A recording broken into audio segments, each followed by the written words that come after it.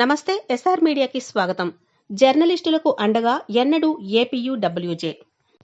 APUWJ deputy general secretary PSSV Sivaprasad Vizianagaram జర్నలిస్టులకు అండగా ఎన్నడూ ఏపీయూడబ్ల్యూజే ఉంటుందని deputy general secretary PSSV Sivaprasad అన్నారు. మంగళవారం స్థానిక జిల్లా పరిషత్ పంచాయతీరాజ్ మినిస్టర్ హాల్లో నిర్వహించిన నాయకుల సమావేశానికి ముఖ్య అతిథిగా విచ్చేశారు. కార్యక్రమంలో ముందుగా గురజాడ అప్పారావు, ఎం చలపతిరావు, సర్ సివై చింతామణి చిత్రపటాలకు పూలమాలలు వేసి నివాళులర్పించారు. అనంతరం వీకోట ఆంధ్రజ్యోతి విలేకరి జగన్మోహన్ రెడ్డి దారుణ హత్యను ఖండిస్తూ ఆయనకు ఏపీయూడబ్ల్యూజే తరపున ప్రగాఢ సానుభూతిని తెలియజేస్తూ 2 నిమిషాలు మౌనం పాటించారు. ఈ సందర్భంగా APUWJ deputy general secretary PSV Sivaprasad మాట్లాడుతూ రాష్ట్రంలో ఏపీయూడబ్ల్యూజే బలోపేతంగా ఉందని, జిల్లాలో కూడా యూనియన్ మరింత బలోపేతానికి ప్రతి ఒక్కరూ కృషి చేయాలన్నారు. వృత్తిపరంగా ఎన్నో సమస్యలను ఎదుర్కొంటున్న జర్నలిస్టులకు ఏపీయూడబ్ల్యూజే అండగా నిలుస్తుందన్నారు.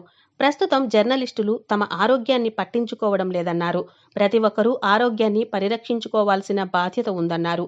గతంలో జర్నలిస్టులకు అనేక సమస్యలను ఏపీయూడబ్ల్యూజే తరపున పరిష్కారం చేయడం జరిగిందన్నారు. ప్రతి సంవత్సరం వలె రానున్న విద్యా సంవత్సరానికి కూడా జర్నలిస్టుల పిల్లలకు పాఠశాల, కళాశాలలో 50% రాయితీకి పూర్తి స్థాయిలో కృషి చేస్తామన్నారు. అనంతరం యూనియన్ మహాసభ జరిగే వరకు కమిటీ సభ్యులను నియమించింది.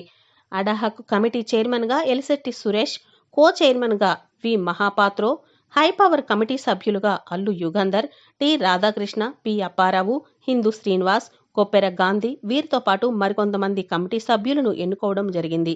ఈ కార్యక్రమంలో సీనియర్ జర్నలిస్టు ఎలిశెట్టి సురేష్, జిల్లా అధ్యక్షులు విఎం పాత్రో, రాష్ట్ర కార్యవర్గ సభ్యులు ఎంఎస్ఎన్ రాజు, స్టేట్ కౌన్సిల్ సభ్యులు టి రాధాకృష్ణ, నేషనల్ కౌన్సిల్ సభ్యులు ఎన్ సన్యాసరావు, ఉపాధ్యక్షులు పి అప్పారావు, సంక్షేమ సంఘం అధ్యక్షులు లింగాల నరసింహారావు తదితర కమిటీ సభ్యులు పాల్గొన్నారు.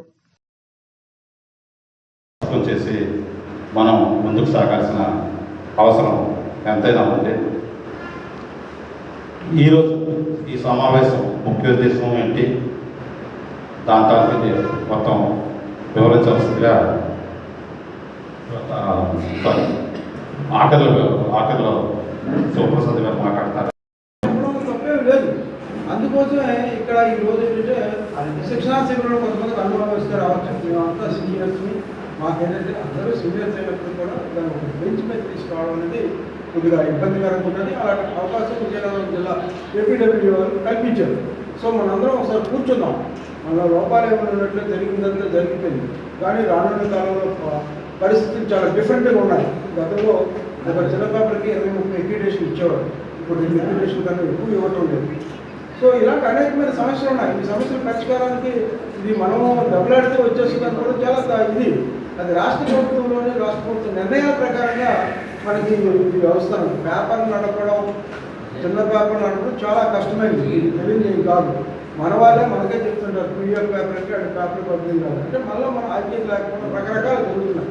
ఇవన్నీ కూడా పక్కన పెట్టి మనం జర్నలిస్టులుగా ఎవరైనా సరే మనం ఒక తాటి మీద నడిచి తెల్లవారు ఏదైనా సమస్య వచ్చేటప్పుడు అందరూ కలిసి ఉండాలి. మీ అందరికీ ఒక ముఖ్యమైన విషయం, హెల్త్ కార్డు అనేది ఖచ్చితంగా మీరు కట్టి తీరవలసిందే. కాకపోతే చాలా ఇబ్బంది పడతారు. మేము చాలా హెడ్క్వార్టర్లో చాలామంది జర్నలిస్టులు ఇక్కడ రావడం, హాస్పిటల్కి వెళ్ళడం, ఆ డాక్టర్కి రిక్వెస్ట్ చేసుకోవడము, వాళ్ళు 10 రూపాయలు 100 రూపాయలు చెప్పి 50 రూపాయలు అందరూ తీసుకోవడం, ఇవన్నీ రొటీన్ అయిపోతున్నాయి. హెల్త్ చెకప్స్ మీకు ఎవరైనా బాగా లేకపోతే రూరల్ ప్రాంతంలో సరే ఇక్కడికి వచ్చినట్లయితే హెల్త్ చెకప్ ఏదైనా కావాలంటే యూనియన్ అనేది హెల్ప్ చేస్తుంది.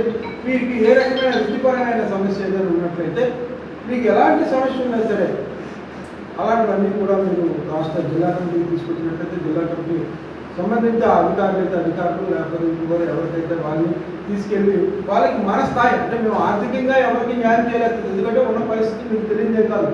ఏదో కొద్ది కాపరికి జీతాలు వస్తున్నాయి కానీ మిగతా కాపరికి జీతాలు రావడం లేదు.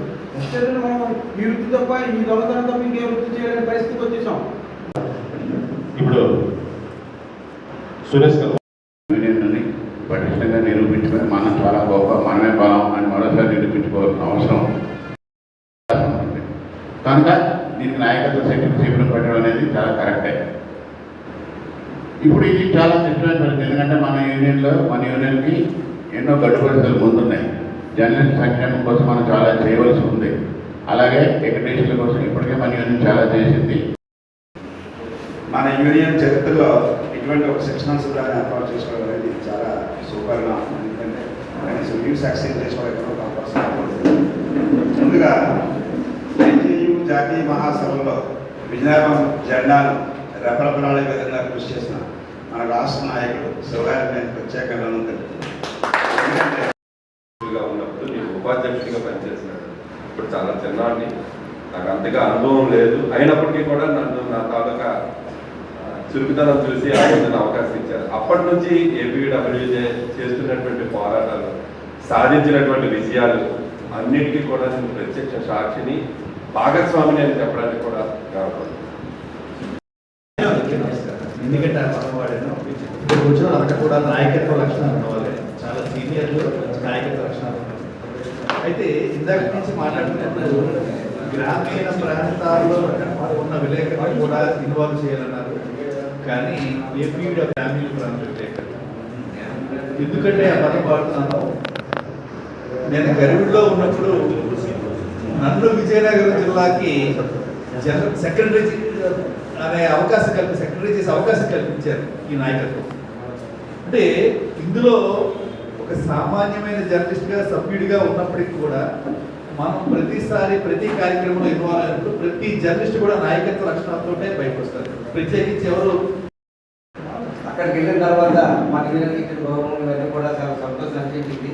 నెక్స్ట్ ఏంటంటే 2030 నాటి అత్యంత కీలకమైన పాదంలో మన జిల్లాకు సంబంధించే ప్రాతినిధ్యం కూడా వస్తుంది. అందువల్ల మన అందరం కూడా సమిష్టిగా ఉండాలి. మన యూనియన్ కూడా ఈ విధానం ఉండి ఈ కార్యక్రమాన్ని ఏర్పాటు చేసిన ఏపీడబ్ల్యూజే జిల్లా కార్యవర్గానికి, ఈ పర్యవేక్షణ చేస్తున్న మిత్రులందరికీ ధన్యవాదాలు తెలియజేస్తున్నాను. ప్రధానంగా ఏపీడబ్ల్యూజే మన జర్నలిస్టు సంక్షేమానికి పాటుపడుతుందనే ఉద్దేశంతో మనం ఉంటాం. అయితే ఈ యూనియన్ అనేది జిల్లా స్థాయిలోనే కనిపిస్తే మరి మండల స్థాయిలో రిపోర్ట్ విలువేంటి? ఈ కాన్సెప్ట్ అంటే గతంలో కూడా చాలాసార్లు ప్రయత్నం చేశారు.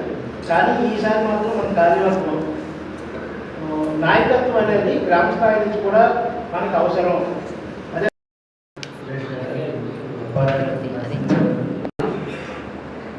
ఆత్మీయ కలయికగా ఐక్యాన్ని పెంపొందించేందుకు దోహదపడే ఒక సమావేశంగా. అందరికీ నమస్కారం అండి. మీరందరూ కూడా నాకంటే వయసులో అయితే కన్నా మీ నుంచి ఎంతో కొంత నేర్చుకున్నాము. అంటే జర్నలిజం అంటే నాకు క్లాసుల్లో చెప్పిందంటే వర్తమానంలో బతుకుతూ వెళ్ళడము, చైతన్యపరచడం అని మాత్రమే చెప్పారు. కానీ ఫీల్డ్లో దానికి పూర్తిగా వ్యతిరేకంగా అయితే ఉంటుంది. అంటే మీ అందరి నుంచి నేర్చుకుంటూ ముందుకు వెళ్ళాలి, అడుగులు వేయాలి అని అయితే కోరుకుంటున్నాను. దానిలో భాగంగానే ఇక్కడికి రావడం జరిగింది. మీరందరూ కూడా పెద్దలైతే కొంతమేర మాకైతే ఎప్పుడూ కూడా సపోర్ట్ ఇస్తూనే ఉన్నారు. ఇంకా ముందు అందరికీ కూడా అంటే మహిళల్లో ఇంకా జర్నలిజం తీసుకురావాలి మహిళల్లో కూడా అనే ఉద్దేశం అయితే ఉంది. దాని దృష్ట్యా కూడా మీ పెద్దలందరూ కూడా ఒక ఆలోచన ఉండాలి అని చెప్పేసి, అంటే ఆడపిల్లలు రాగానే వాళ్ళ యొక్క దాన్ని ఏమంటే కాలికి వేసుకునే చేతులకు వేసుకునే నెయిల్ పాలిష్లు చూడద్దు. ఆ అమ్మాయి ఎంత స్కిల్ ఉందనేది చూడాలి. ఎవరు కూడా వేరే భావజాలంతో చూడవద్దు, గౌరవించాలని కోరుకుంటున్నాను. ముందుకి మమ్మల్ని కూడా ప్రోత్సహించాలని ఈ సభ అంటే ఉద్దేశంగా అయితే చెప్తున్నాను. కాబట్టి ఈ అవకాశం ఇచ్చినటువంటి పెద్దలకైతే ధన్యవాదాలు. మీ నుంచి నేర్చుకోవడానికి అయితే వచ్చాను. మీ బ్లెస్సింగ్స్ అయితే మాకు ఎప్పుడూ ఉండాలి. థ్యాంక్